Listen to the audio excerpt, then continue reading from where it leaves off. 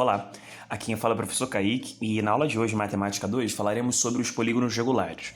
A gente, pensando na cronologia do que já aconteceu até então, a gente já fez alguns comentários, inclusive, sobre o que é um polígono regular na aula de polígonos. Então, naquela aula a gente falou sobre alguns polígonos e características de cada um deles, paralelogramos, quadriláteros de uma maneira geral, falamos do quadrado especificamente, do losango especificamente, do retângulo especificamente, falamos de triângulos também, enfim. E polígono regular, como a gente pode relembrar agora, inclusive, é tudo polígono que tem lados iguais e ângulos iguais, ou também classificado como equilátero e equiângulo ao mesmo tempo, beleza? Então, justamente por essa igualdade nos seus lados e nos seus ângulos, a gente vai ter algumas propriedades mais interessantes, e dentro da aula mesmo, a gente logo no tópico 1 vai ver alguns elementos, como apótema. O raio a gente já viu, mas assim, raio e apótema vão aparecer até o final da aula, vão aparecer com certeza. Raio talvez você lembre, que é a distância do centro de uma circunferência qualquer até a sua extremidade, mas apótema a gente ainda não comentou, que é uma das coisas cruciais assim para você saber. Você tem que saber o que é uma apótema, tá? Para a gente começar a aula de hoje, eu até pensei em relembrar coisas que, quando eu fui formando, planejando a aula, eu já identifiquei que com certeza a gente precisava saber, que era a parte de trigonometria. Por que então eu vou começar um pouquinho diferente a aula hoje? Eu vou começar no rascunho lá na trigonometria, justamente porque a gente ainda não teve módulo de trigonometria. Eu sei que em alguma outra aula eu também já fiz um comentário breve, só pra gente, enfim, aproveitar o assunto e conseguir fazer vários comentários, criar várias ferramentas do mesmo assunto. E aí uma das ferramentas que eu acho bem interessante é a trigonometria. Então, para não precisar falar da trigonometria só quando chegar e aí sim voltar, eu prefiro fazer um rápido adendo aqui, até porque não é algo super novo, Vocês já tiveram isso provavelmente no ensino fundamental e no ensino médio. Então a gente relembra um pouquinho de trigonometria e dá início ao nosso módulo. Módulo esse, que eu não sei se você desfolhou já a apostila, ele é bem rápido assim. Eu vou até passar bem mais tempo falando do que necessariamente escrevendo. Mas você fala assim, Kaique, mas você sempre passa mais tempo falando. Tá, não precisava me falar isso, porque eu sei que eu falo bastante. Mas ainda assim, eu acho que esse momento é sempre pra gente, A minha parte oral, ela não é desprezível não, tá? Acho que sempre vale a pena você estar anotando informações, coisa que você achou que é importante. Sei lá, cara, no ruim, dá um pause, volta e escreve, Algo que a gente, por exemplo, teria mais dificuldade se fosse presencial. Como eu estava falando do módulo, o módulo ele é bem curto, tá? A gente tem ali 3 tópicos no máximo, se eu forçar muito a barra 3 tópicos, pra gente comentar de todas as coisas possíveis, beleza? Então muita atenção porque são coisas poucas, coisas que na minha opinião são muito importantes, porque a relevância, uma outra coisa que vale comentar, ela é grande. O ERJ gosta muito de hexágonos regulares, gosta de triângulos, gosta de equiláteros, gosta de quadrados.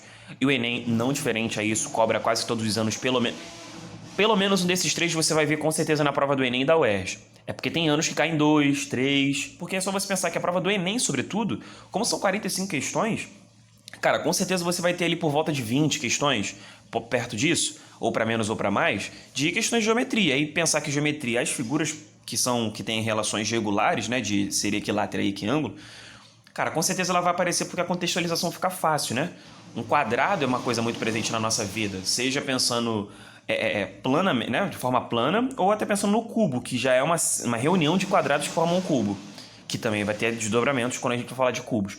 Então, perceba-se, muito interessante você também analisar o tipo de prova que você tem, porque você já pode imaginar o que da parte teórica, o que da matéria que os professores vêm aqui, ou as professoras vêm aqui e dão, o que daqui é comum. E assim, você pode fazer esse exercício visualmente ou na parte teórica, se for lá história ou alguma coisa escrita na geografia, na biologia, que é assim, a partir da estética mesmo, que a sua prova tem, a partir do edital também, basado também nisso, você já pode meio que percebendo visualmente ou por teoria, como eu disse, no que pode aparecer, aquilo que tem mais chance de fato de ocorrer.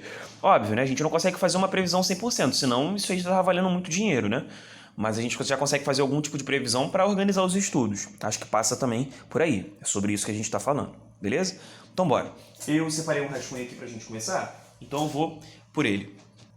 Bom, tá aqui o meu rascunho bonitinho. E eu vou querer lembrar um pouquinho com vocês as relações trigonométricas, porque vocês sabem, que a gente tem relações trigonométricas para seno, cosseno e tangente, são as principais.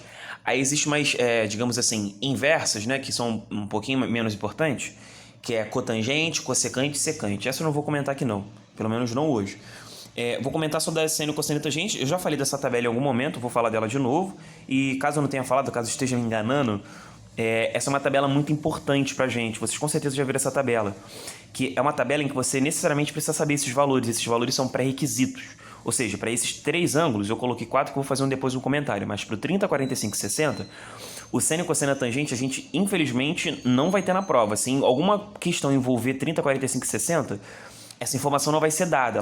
A prova, os editais, eles entendem que a gente tem que entrar nessa prova com esse pré-requisito, né? Que é um assunto, algo que a gente fala no 9º ano, né? Na 8ª série, e depois no ensino médio. E depois também queria comentar dessas relações. Eu vou fazer o seguinte, acho que eu vou começar inclusive pela tabela. Começar pela tabela. Já que eu fiz uma propaganda, a tabela ela tem uns valores, aí tem macete, né? Já que é uma parada que é pré-requisito, a pessoa pensou num macete que pudesse, enfim, ajudar quem tem que gravar isso aqui. Aí o macetinho você pode completar assim, ó. 1, 2, 3... 3, 2, 1, beleza? Você pode colocar todo mundo sobre 2. Aí tem gente que canta música pra essas paradas, não é muito a minha praia, não. Tipo um Jingle Bell, né? 1, 2, 3, 3, 2, 1, tudo sobre 2. A raiz vem depois no 3 e no 2. Oi! Aqui, ó. Raiz de 2 sobre 2, raiz de 3 sobre 2, raiz de 3 sobre 2 e raiz de 2 sobre 2. Pra quem nunca deu muita atenção pra isso, repara que a relação de 30, 40 e 60 pro seno e pro cosseno, ela é quase que invertida, né? É 1, 2, 3, 3, 2, 1, sacou? É meio raiz de 2 sobre 2, raiz de 3 sobre 2, e depois inverte, tá? A nível de gravar, isso é importante, né? Porque você não confunde. Lembra que o seno que começa com 1. Bom, da tangente é diferente, vamos aprender. Raiz de 3 sobre 3, 1 raiz de 3. Seria a continuidade da música, é porque completo com raiz de 3 sobre 3, 1 e só o raiz 3. Temos uma galera mais perversa, na minha escola tinha muita gente perversa. E aí a galera gravava assim, que raiz 3 sobre 3 foi pular um muro, perdeu as pernas. É pesada essa é pesada, mas se tá valendo pra gravar, né? Uma questão de lidar com essa informação mesmo. Mas brincadeiras à parte, raiz 3 sobre 3, 1 e raiz 3, valores das tangentes de 30, 45 e 60. O outro comentário que também a gente vai ter bem, com bastante mais calma, é sobre a tangente especificamente. Porque uma maneira de você obter a tangente é você dividir o seno pelo cosseno, é a mesma coisa. Então, sei lá, se eu quero saber a tangente de 30, ou, sei lá, a tangente de 45, é só dividir o seno de 45 pelo cosseno de 45. Tanto é que raiz de 2 sobre 2 dividido para raiz de 2 sobre 2 é dividir uma coisa por ela mesma, por isso que o resultado é 1, né? Se eu dividir raiz de 3 sobre 2 por meio, vai dar raiz de 3. Se eu dividir meio por raiz de 3 sobre 2, vai dar raiz de 3 sobre 3. E assim por diante, tá? Que é o que faz a gente conseguir, por exemplo, determinar com mais facilidade outras tangentes. Como eu já estou aqui na tabela, eu vou acrescentar nessa tabela como coisa importante os ângulos 0 e 90 graus, tá? Se você quiser gravar, o seno de 0 é 0 e o cosseno de 0 é 1. Isso vai fazer bem mais sentido na aula de trigonometria. E a tangente, como é a divisão, 0 dividido por 1, 0. O seno de 90, aí aqui é 1, é meio que inverso, né, do cosseno, então adivinha quem vai ser aqui? Boa, 0. Aí 1 sobre 0, não tem, né, não existe divisão por 90. Desculpa, não existe divisão por 0 ou por tangente de 90, ou pelo cosseno de 90, né? Então, 1 por 0, a tangente não existe. Não existe tangente de 90. Ok, gente? Beleza? Eu acho que assim a gente já consegue dar uma boa moral para a aula de hoje, porque a gente já consegue lembrar alguns termos trigonométricos. Uma última coisinha boba que eu queria relembrar era o que a gente chama de triângulo egípcio, que é o triângulo que tem os ângulos de 30, 60 e 90, o triângulo retângulo com 30 e 60 de agudo. É porque esse triângulo ele tem umas características bem peculiares, que é assim, hipotenusa, que no caso eu coloquei como A, né? Sempre o lado oposto ao 30 graus, ele vai ser a metade da hipotenusa no triângulo egípcio. E sempre o oposto a 60 vai ser a metade da hipotenusa acompanhada do raiz de 3. Eu meio que errei, né, na proporção. O mais interessante seria aqui ser o 60 e aqui o 30. Mas enfim, foi. Acontece. Né, pensando no tamanho. Mas ainda assim o comentário está super valendo do triângulo egípcio. O nome desse triângulo é triângulo egípcio. Falei faraó. Eu falei faraó. Aqui, ó, egípcio. Beleza? Bom, aí eu queria chamar essa atenção do porquê. Por que esses valores são assim? Acho que eu consigo rapidinho, ó. Porque como a gente quer descobrir... Bom, a gente sabe que isso aqui é A, se a gente não soubesse, deixa eu tampar aqui, se eu não soubesse quanto vale esse lado aqui embaixo, e chamasse ele de X, a gente podia fazer uma rápida conta, que era assim, o X, ele está oposto ao 60, então seria o cateto oposto, e a hipotenusa a gente tem, que é o valor de A. Tá. Usar essa relação de cateto oposto e hipotenusa, oposto e hipotenusa, é a relação de seno, né? E aqui o seno é de 60. Então isso é igual ao seno de 60. E aí você poderia pegar lá da tabela, é onde eu te provo o que eu estava falando a verdade. Seno de 60, raiz de 3 sobre 2. Então por isso, olha lá, 2 multiplicando cruzado. 2x igual a raiz de 3. Então por isso que o x vai valer a raiz de 3 sobre 2. Essa é uma das maneiras de demonstrar, né? Enfim, de mostrar, não demonstrar, de que, enfim, o oposto a 60 no triângulo egípcio vai ser o a raiz de 3 sobre 2. Então você, não, na verdade, não precisa nem gravar isso aqui, tá? Você pode, de fato, usar a tabela, que é algo que, sim, você vai ter que levar para a prova pré-requisito, como pré-requisito. Então, gravar triângulos egípcios eu nem acho que é uma parada super prioritária. Só você usar a tabela que você também acharia, como eu fiz aqui embaixo de verde. Show? Mas para quem gosta de gravar, esse é o triângulo egípcio. Os ângulos internos em PA. Beleza, passado esse rascunho, eu quero começar a aula de hoje porque eu acho que eu me sinto pronto. Vocês se sentem pronto nesse momento? Eu me sinto pronto. Vamos lá? Bom, a gente quando fala de polígonos regulares, assim, a gente vai estar falando de polígonos que têm lados iguais e ângulos iguais, beleza? Então, polígonos equiláteros e equiângulos. O que eu fiz aqui embaixo? Aqui embaixo, vocês conseguem perceber que tem um rascunho de uma circunferência, só para dar uma base, tá? Depois eu vou comentar algumas coisas relacionadas a isso, mas eu quero focar nisso aqui que eu já comecei a construir, que é o polígono. Como eu vou falar de um caso geral, eu não vou fazer um polígono específico, né? Eu não vou desenhar um quadrado, nem um hexágono, nem um octógono, nem um, enfim, triângulo. Quer dizer, triângulo já dá pra ver que eu não vou desenhar. Mas eu vou desenhar um polígono qualquer mesmo, beleza? Então por isso que eu vou fazer isso aqui, ó. Na hora de complementar a figura, não vou bem complementar. Vou fazer assim, ó. 3 pontinhos e 3 pontinhos que eu não quero que vocês particularizem. Ah, isso aí o Kaique tava falando de tal coisa. Não, não é isso. Tava falando de um... Aqui o que a gente vai falar agora serve para qualquer um. Beleza? Tá. Eu quero chamar sua atenção, por exemplo, para esses vértices, né? Eu vou dar nomes para eles, né? O polígono regular, todo polígono tem lá, né? Vários lados, vários vértices, consequentemente. Bom, queria chamar também sua atenção para alguns outros elementos. Porque, por exemplo, existe aqui um lado, né? Lado AB, lado BC, lado CD, que seriam os lados desse polígono. E aí a gente pode chamar de LN, né? Já que o polígono, né, não é um lado... Não é L4, por exemplo, o lado do quadrado. Nem L5, L do pentágono, L6, o lado do hexágono. Chamar de LN, que seria o lado... Por exemplo, se eu quisesse criar uma legenda aqui, BC, assim como todos os outros, é o lado. Beleza? Aí a gente pode pegar o seguinte também. O número de lados que eu estou me referindo aqui seria N, tá? Eu não estou especificando, é um polígono geral, como eu disse para vocês. Então ele tem N lados. Então esse aqui é um dos lados N, outro do lado do N, outro lado dentre os N, e assim por diante. Tudo bem? Beleza. E aí, a partir disso, eu acho que consigo, por exemplo, fazer 2 comentários. Do raio, que é algo que eu já comentei no início, mas não é o raio estado-americano não, tá? É o raio da circunferência mesmo, beleza? E aí, pra gente falar dos dois, eu precisava, e por isso eu fiz esse esboço, de uma circunferência. Então eu fiz um esboço de uma circunferência que ela teria a seguinte característica. Ou eu chamo esse polígono que está dentro dela de polígono inscrito na circunferência, e vocês vão ver que tem uma relação muito íntima, polígonos regulares de forma inscrita, tem sempre relações interessantes, de circunscrita também, que é um outro nome. O que é isso? Qual é a diferença entre inscrito e circunscrito? A gente já falou bastante desses nomes, mas eu volto a repetir, tô te dando uma moral aí. Esse polígono, como ele está dentro, ele seria um polígono inscrito à circunferência. Ou a circunferência circunscreve o polígono, ela está fora. Então, circunscrever é uma referência para quem está externo. E dentro, inscrever, seria para quem está dentro, beleza?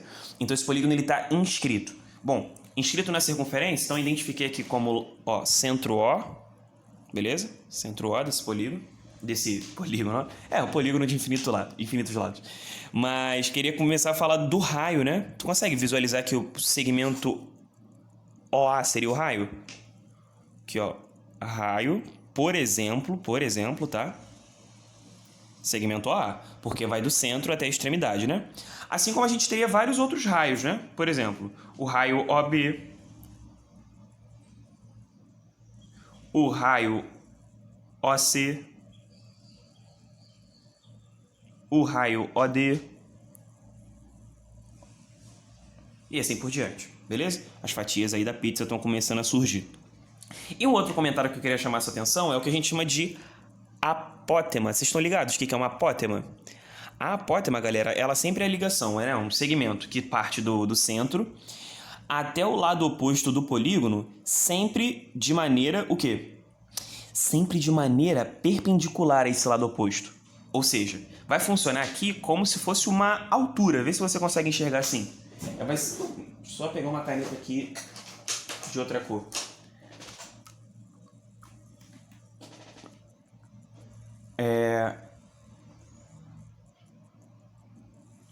Seria algo assim. E aí, perpendicular. Uma consequência desse pé de perpendicularidade aqui é que ele acaba sendo, sabe o quê? Cara, ponto médio. Porque justamente aqui a gente está trabalhando num triângulo que é triângulo isósceles. Tu consegue ver o triângulo primeiro? O ABC? Ou COB? COB? Ou BOC? Ou CIBO? Bom, de qualquer maneira, esse triângulo COB ou CBO, ele é um triângulo isósceles, né? Ele tem dois lados iguais. E para triângulos isósceles, a gente tem uma propriedade que a altura em relação ao lado, né? Em relação à base, ela acaba também sendo, enfim, bissetriz e até mesmo mediana. Que nem no triângulo equilátero, só que no isósceles funciona particularmente em relação à base. Então a gente vai ter que esse pedaço aqui é igualzinho a esse pedaço aqui. Então esse pé de perpendicularidade também é ponto médio. Ou seja, para tu lembrar que eu errei. Ou seja, a apótema aqui seria, sei lá, vou chamar aqui esse pedaço de P, tá? Seria o segmento OP. E ele é um segmento, lembre-se disso, tá? Ele é perpendicular. Esse T de cabeça para baixo indica perpendicularidade, beleza? E ponto médio também, né? Então ele vai, por exemplo, pegar o lado aqui, esse LN, né? O lado do polígono de N lados, e vai dividir em 2. E aí, galera, a gente já começa a perceber algumas relações interessantes que é assim, ó. Bom, como tudo é raio, acabou surgindo aqui um triângulo retângulo, né? Olha o triângulo OBP, ou POB, ou BOP. O BOP, ele tem base LN sobre 2, R, e isso aqui é o que a gente chama de apótema, que eu vou chamar de AP mesmo. AP de apótema, tá? E a gente já pode tirar uma primeira relação, que para mim é a relação que vai funcionar para todos os casos.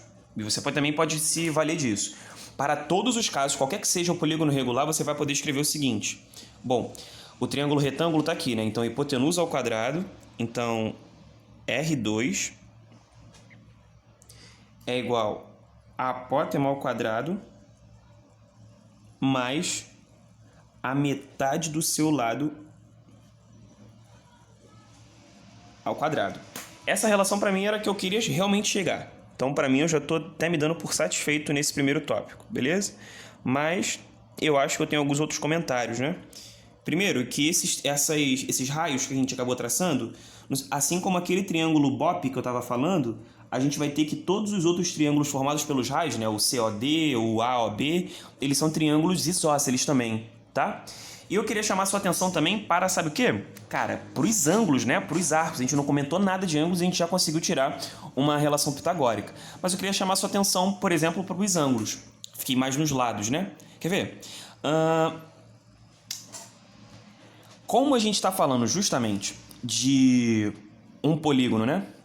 Que está inscrito, que está dentro dessa circunferência, a gente vai acabar produzindo aqueles ângulos chamados de ângulos centrais, não sei se você consegue visualizar, e também ângulos inscritos. Por exemplo, esse aqui que eu estou pintando de verde, ele seria um ângulo central, né? Esse ângulo central, por exemplo, ele enxerga qual arco? Ele enxerga o arco AB, tá? Então a gente vai ter uma relação muito assim, intrínseca, né? Intrínseca não, mas uma relação muito íntima entre os ângulos centrais e os arcos, tá?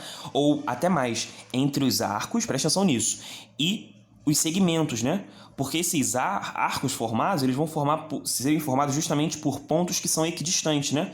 A distância do A para o B é a mesma distância do B para o C, que é a mesma distância do C para o D. Então, consequentemente, esse arquinho aqui é igual a esse arquinho aqui, que é igual a esse arquinho aqui, que vai ser igual a esse arquinho aqui, que vai ser igual... Entendeu o que eu quis dizer? Então, todos esses arcos formados entre os vértices consecutivos, eles são exatamente iguais. Bom, se eles são todos iguais, a gente pode tirar uma relação que é a partir da circunferência. Pensa aqui comigo. A circunferência ela não teria em graus 360 graus? Sim? Então, se a gente pensar em 360 graus e que todos esses arquinhos aqui são iguais, é só você pegar 360 e dividir pelo total de arquinhos, que você vai ter a medida de cada um deles. Né? A gente está falando de um polígono que é regular. Então a gente vai ter o quê? Que a distância entre os vértices é sempre a mesma. AB é igual a BC, que é igual a CD, que é igual... né? Isso pensando nos segmentos, ainda não estou falando dos arcos. Consequentemente, os arcos vão ser, né? Porque o triângulo AOB, ele é congruente ao triângulo BOC, que é congruente ao OCD, que é congruente. Repare, eu não estou falando que tem todos os lados iguais, porque o AB aqui não é raio, mas isso aqui é raio e isso aqui é raio. Eu estou querendo dizer que, primeiro, os triângulos aqui destacados e os outros que complementariam, os de preto, eles são todos iguais entre si. Todos isósceles, iguais entre si. E como eu estava falando do arco, é onde eu quero ficar focado, é que esse arco, ele é o arco enxergado por esse ângulo central. Aí vamos lembrar, ângulo central ele é igualzinho ao arco, ao seu respectivo arco. Então, por exemplo, esse ângulo aqui vai ser em graus a mesma medida. E como que a gente pode achar isso? Para a gente achar esse ângulo, ele vai ser pegar 360, eu vou colocar ele aqui fora, 360 e dividir por n. Aí você fala assim, Kaique, mas por que por n? Porque como essa circunferência, dentro dela tem um polígono de n lados, vão ser formados, vê se vocês entendem. Como é cada lado eu formo um arco, olha lá, lado, arco, lado, arco. Então a quantidade de lados vai ser coincidente com a quantidade de arcos formados. Então cada ângulozinho interno desse, cada ângulo centralzinho desse aqui, ou interno desse triângulo formado pelos raios, vai ser 360 sobre n. Aí aqui, vê se você me entende assim. Eu teria dois ângulos, né? Aí lembra daquele papo que aqui seria uma bissetriz também? Então ficam meio que dois ângulos iguais. E aí esse ângulo aqui, ele vale 180, vê se você me entende, sobre n. E esse aqui também. Tudo bem essa forma de escrever? Porque 180 sobre n mais 180 sobre n dá o 360, dá o ângulo todo. Assim como vai ser igual a esse ângulo aqui. Todos eles vão valer 360 sobre n, ok? E esse aqui que não está pintado é justamente porque tem duas metades. Bom, cara, eu já me daria super por satisfeito aqui. Mas eu vou comentar uma coisa, ainda nesse caso geral, é assim, isso que eu vou comentar agora não é algo prioritário. O que era prioritário é chegar nessa relação. E por isso que eu demorei tanto para construir tudo bonitinho e chegar nela, porque era nela meu objetivo final. Mas eu pensei em uma outra coisa, e é assim, vai envolver algo que a gente estava falando no rascunho, que era trigonometria, mas não é algo super importante não, mas pode ser que te adiante. Vê aí. Eu acho que tem a ver também com o próximo, vê aí, o que tu acha? Olha esse triângulo aqui comigo, o OPC, ou o COP, ou o Cipó, tá vendo? Triângulo retângulo. Beleza. Ele é formado pela sua altura, que é a apótema, isso aqui é o lado, metade do lado, desculpa, e isso aqui é o raio. Aí tem a relação pitagórica entre eles que a gente fez, né? R ao quadrado, apótema... Beleza, eu não vou falar disso mais não, vou falar do ângulo. Porque se formou um ângulo aqui que é o seguinte, já tinha 90, aqui tem 180 sobre n, né? Então se eu fosse fazer uma relação envolvendo esse 180 sobre n, vou fazer duas relações, na verdade. Uma de seno desse ângulo. Eu até já estava me equivocando aqui, ó, seno de 180 sobre n. Lembrando, o que é seno mesmo? Seno é cateto oposto sobre hipotenusa. Então, o oposto a ele seria metade do lado, ln sobre 2, e a hipotenusa seria r. Beleza? Tá. Bom, você também poderia fazer uma relação de seno com esse outro ângulo aqui. Aí esse ângulo é 90 menos isso. Tá, mas ainda assim eu quero falar dessa outra relação, que é do cosseno.